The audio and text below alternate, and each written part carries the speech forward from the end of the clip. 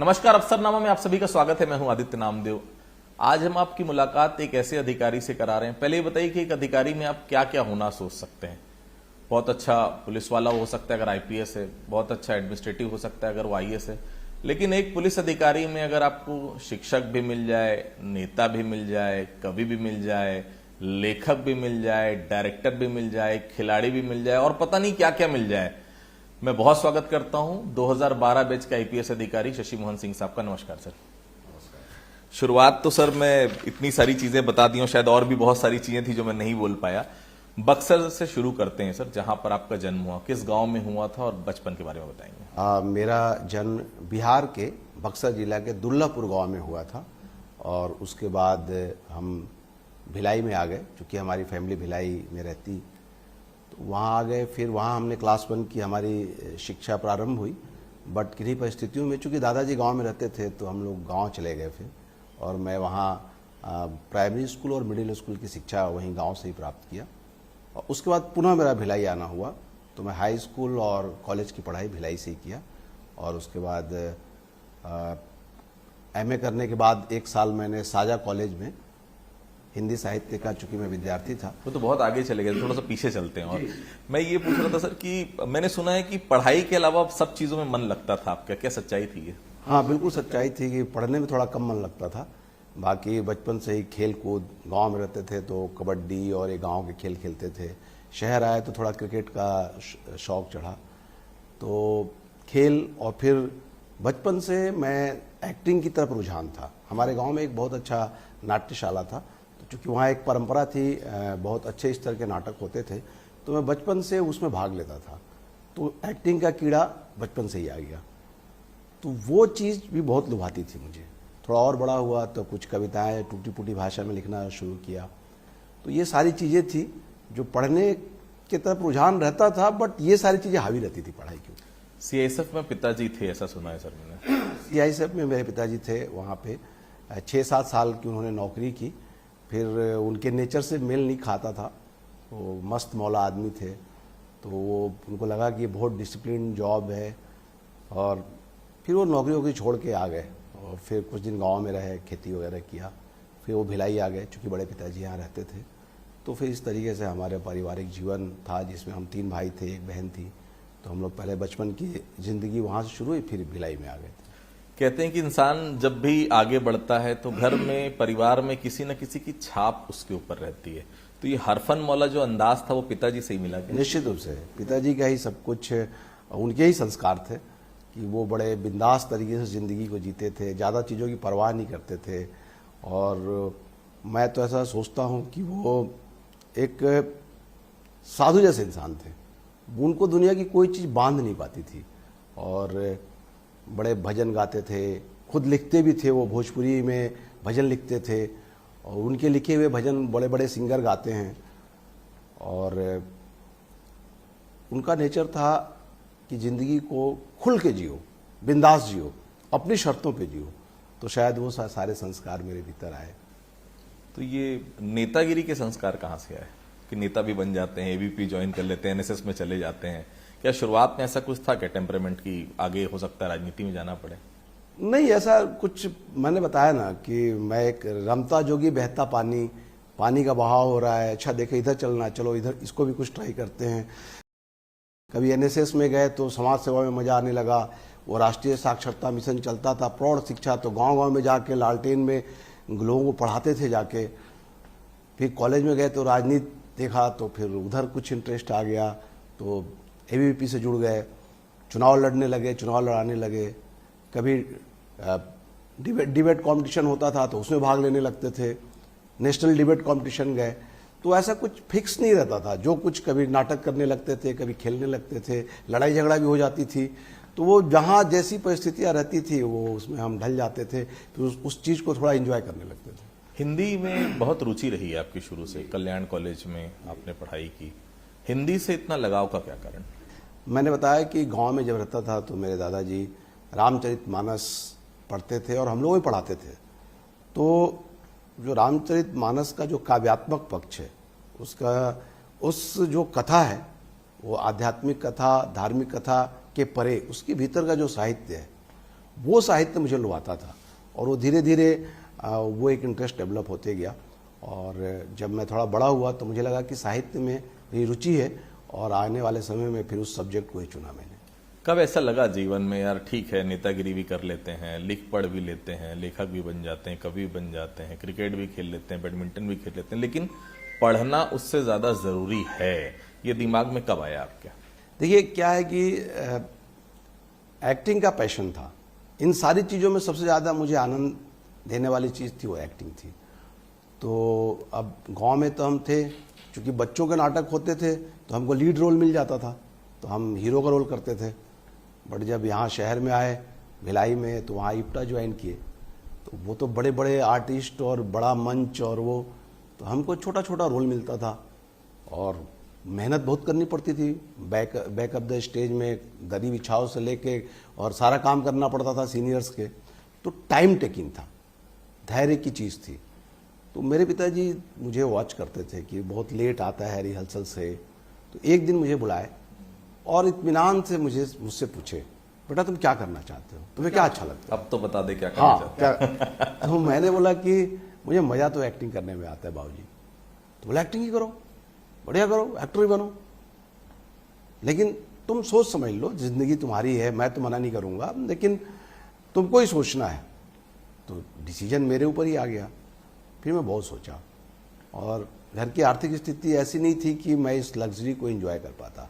मैं बड़ा था तीनों भाइयों में और पिताजी की आर्थिक स्थिति इतनी अच्छी नहीं थी कि मैं इस लग्जरी को एंजॉय करके और इधर कैरियर बनाता। तो मुझे लगा कि यार पढ़ाई करना चाहिए। तो फिर मैंने उसको एक कुछ समय के लिए उसको छोड़ा, उस मोह को छोड़ा और फिर पढ़ाई की दुनिया में आया। बट जब कॉलेज गया तो फिर चीज़ें बदलने लगी, वहाँ की सब चीज़ों में, तो फिर सब चीज़ों में इन्वॉल्व होते चला गया। चाहे एनएसएस के माध्यम से समाज सेवा का क्षेत्र हो या एबीवीपी के माध्यम से राजनीति की क्षेत्र हो, फिर उसमें बहुत इन्वॉल्व हो गया। बहुत कम लोगों को शायद पता होगा कि साजा के कॉलेज में कभी लेक्चरर भी आप रहे हैं। जी जी। अब चूंकि मैंने बताया कि मुझे साहित्य में बहुत रुचि थी और मैंने बीए किया। बीए में मेरा सब्जेक्ट था हिंदी साहित्य। फिर मेरे सभी सब्जेक्ट में फर्स्ट डिवीजन के मार्क्स आए। तो फिर एमए करने के लिए मैं जो तीनों सब्जेक्ट थे, तीनों के जो हेड ऑफ डिपार्टमेंट थे वो आपस में लड़ने लगे कि ये हमारे यहाँ पढ़ेगा, हमारे यहाँ पढ़ेगा। बट अंततः हमारी जो एक सरोज प्रकाश मैडम है हिंदी साहित्य की, वहाँ हेड ऑफ डिपार्टमेंट रहीं और बहुत ही विदुषी महिला हैं और उनका भी प्रभाव था मेरे ऊपर बहुत ज़्यादा। जब बीए में कर रहा था तो अंततः मैं मैम के पाले में गया और मेरा इंटरेस्ट भी था हिंदी साहित्य में।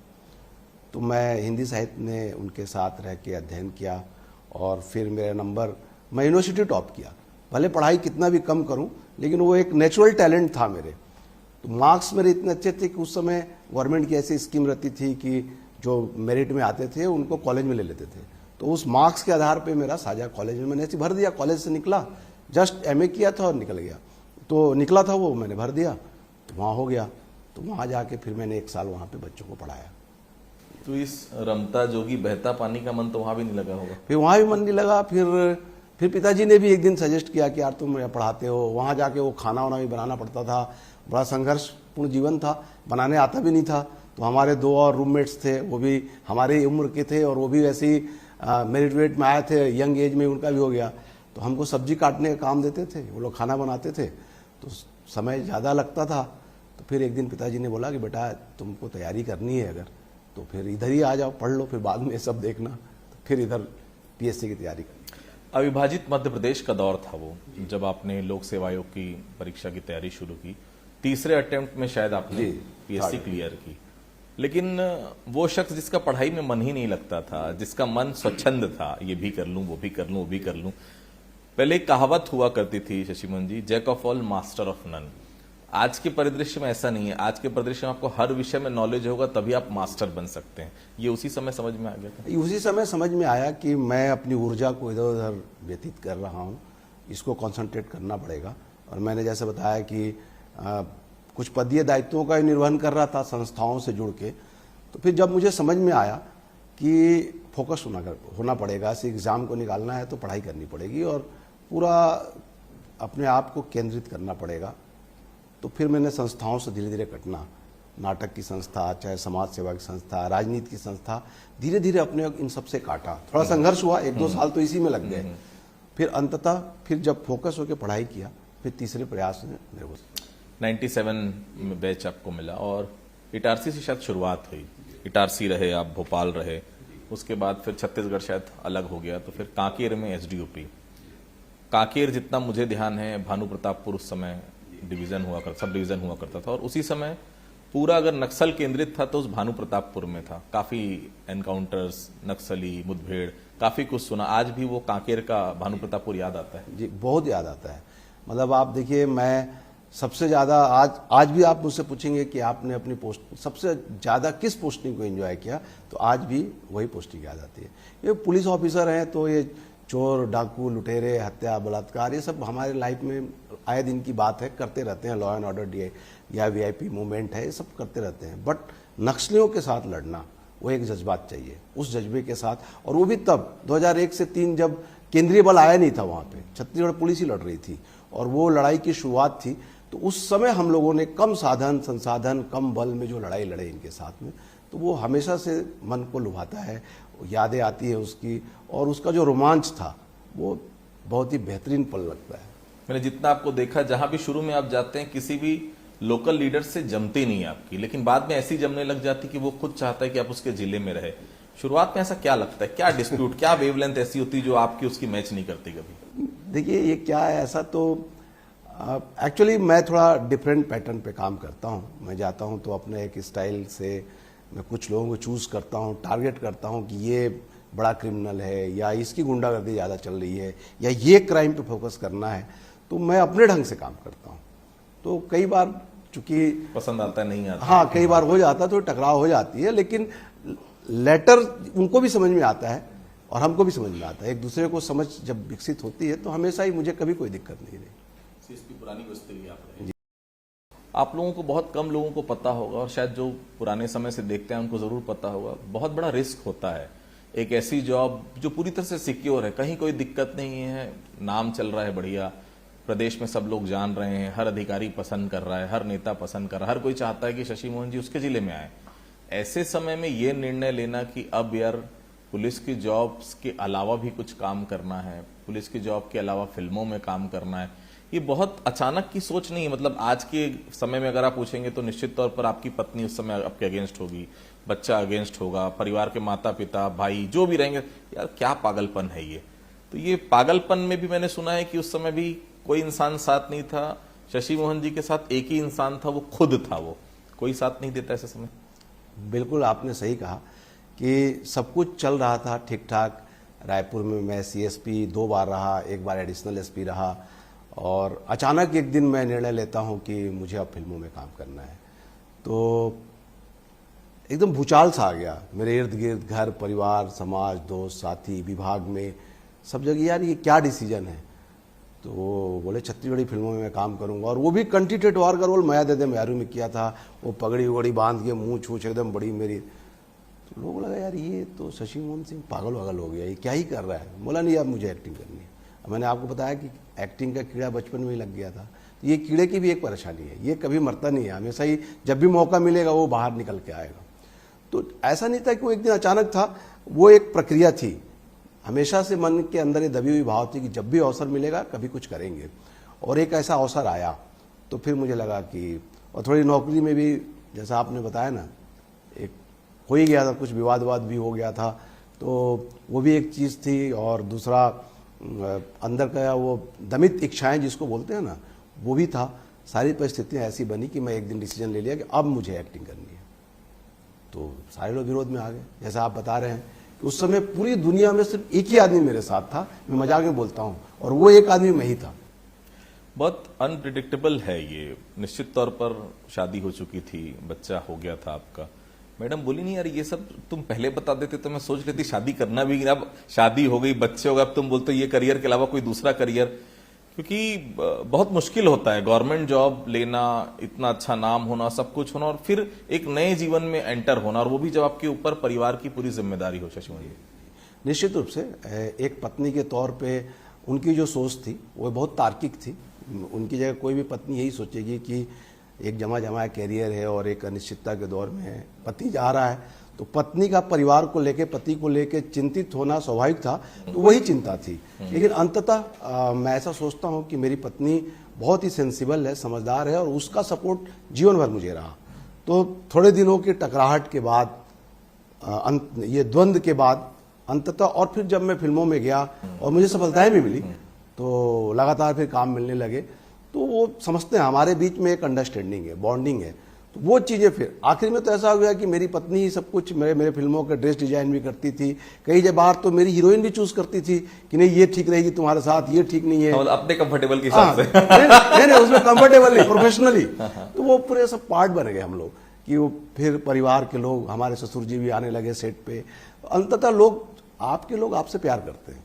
मैं डिसीजन ले रहा था, वो एक बहुत अजीबोगरीब डिसीजन था, तो मेरे उस डिसीजन के साथ लोग नहीं थे, लेकिन कभी ऐसा नहीं था कि मेरे साथ नहीं थे, सब मेरे साथ थे। ये अंतर था, डिसीजन के साथ नहीं होना और व्यक्ति के साथ होना। तो लोग मेरे साथ ही थे, डिसीजन मेरा गलत हो सकता था, तो वो ऐसे। फिल्म आई थी एक वर्दी वाला गुंडा, काफी पॉपुलर हुई थी, लोग आज भी आपके नेचर के हिसाब से उसको थोड़ा सा कोरिलेट करने की कोशिश करते हैं। हाँ, निश्चित रूप से छत्तीसगढ़ी की एक मैया दे दे मयारू, जिसमें मैंने कंठी ठेठवार का रोल किया, वो मिलता जुलता कैरेक्टर था मेरे नेचर से।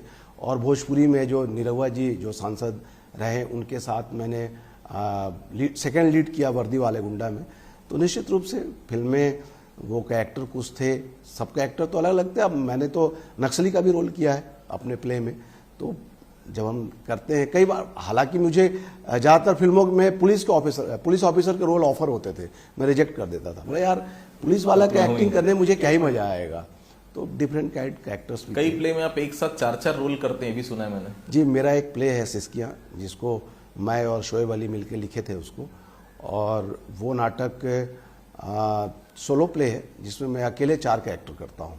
एक बार मैं स्टेज पे जाता हूँ तो उसमें मैं सूरज, जो उसका लीड रोल है, सूरज, उसके पिता का रोल, और उसके दोस्त मोंटी का कैरेक्टर, और पुलिस ऑफिसर, ये चारों कैरेक्टर को मैं एक ही साथ करता हूँ मंच पे।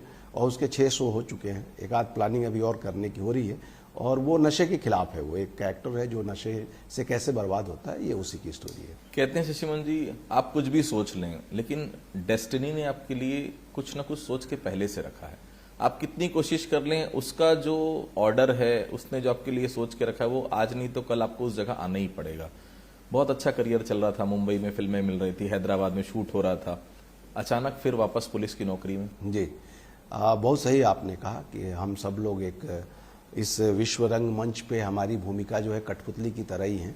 क्योंकि मैं तो आपको बताया फिल्मी आदमी हूँ, तो मेरी ज़िंदगी की घटनाएं भी फिल्मों जैसी घटते रहती हैं। मैं आपको सच बताऊं कि जब मैं पुलिस की जॉब से फिल्मों में गया था, तो वो अपने आप में एक फिल्मी पटकथा थी। वो अजीबोगरीब सा सीन था, लड़ाई हुआ, विवाद हुआ, मैंने इस्तीफा दे दिया, फिर आया, फिर छुट्टी लिया, फिर फिल्मों में चला गया। और वहाँ जाके जब मैं सेटल हो गया, अच्छे फिल्मों के ऑफर आने लगे। भोजपुरी में तो लगभग मेरा कैरियर सेट हो रहा था। और मैं तो पुलिस वालों को देख के मुंबई में सोचता था कि अरे यार, मैं भी कभी पुलिस वाला हुआ करता था। इतना कुछ पुलिस छूट गया था मेरे से, कभी सपने में भी नहीं सोचा था कि मैं दोबारा पुलिस में आ जाऊंगा। बट एक परिस्थिति फिर ऐसी आई, जैसे मैंने बताया कि फिल्मी पटकथा थी मेरे जाने की, उससे भी बड़ी फिल्मी पटकथा थी मेरे वापस आने की। तो आदरणीय हमारे स्वर्गीय गुरुदेव, हमारे पुलिस के गुरुदेव जिनको बोलता हूँ, आदरणीय मरावी साहब, जो आईजी बिलासपुर बने, 15-20 दिन के लिए बिलासपुर आईजी बने, और उन्होंने मुझे इस तरीके का ऑफर दिया, और उनके उस जाल में मैं फंस गया। और मैं वहाँ से दोबारा आया उनके सम्मान में। उन्होंने मुझे ये आश्वासन दिया था कि तुमको as a Bilaspur additional SP join करो, मैं तुम्हें 2 फिल्में साल में करने का परमिशन भी दूंगा। तो मैं इस प्रलोभन में फंसा कि चलो दोनों काम करने को मिलेगा और गुरुदेव के साथ भी काम करेंगे। लेकिन आप देखिए, ऐसा दुर्भाग्य और ये डेस्टिनी वाली जो आप बात कर रहे थे कि जो व्यक्ति 20 दिन के लिए आईजी बनते हैं, और मुझे, जब दुनिया का कोई भी आदमी मुझे वापस नहीं ला सकता था, उन्होंने मुझे कॉल किया लगातार। शायद उनकी बात आप टाल भी नहीं। मैं टाल भी नहीं पाया, और उनका प्रलोभन भी बड़ा वो था कि दोनों करने को मिलेगा। मैं आया, मैं ज्वाइन किया 1 अप्रैल को, और मेरे ज्वाइन करते ही वो उनका स्वर्गवास हो गया।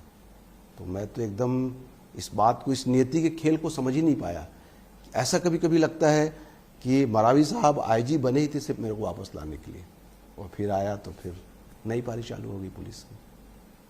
नई पारी चालू हुई, फिर ऐसे समय में जो अधिकारियों का टेम्परामेंट होता है, जो टेम्परामेंट, हर कोई उस टेम्परामेंट को पसंद नहीं करता। 5 साल आप लगातार बटालियन में रहे, इधर उधर रहे, सरकार फिर चेंज हुई, अभी आप छत्तीसगढ़ के सबसे हाई प्रोफाइल जिले जशपुर के एसएसपी हैं आप।